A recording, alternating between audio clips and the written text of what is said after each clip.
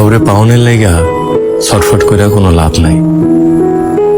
দেখবা তুমি যারা পাওনের লেগে ছটফট করতেছ, সে তোমার তার অর্ধেক চাওনের মধ্যেও রাখে নাই। দুনিয়ার কাউরে এত মরিয়া হয়ে চাইতে নাই, যাতে করে সে তোমার সস্তা ভাইবা ডাস্টবিনে ফেলা দেয়। মানুষটা যত কম চাইবা, মানুষের কাছে নিজেকে যত কম প্রকাশ করবা, দেখবা তুমি তত বেশি ভালো আছো।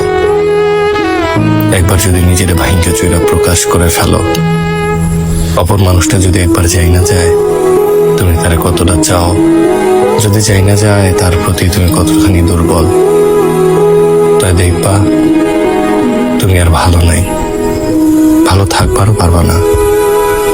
কঠিন হইলেও এইটাই সত্য, ভালোবাসা যত কম প্রকাশ করা যায় ততই স্বচ্ছ, সুন্দর, মায়াময়।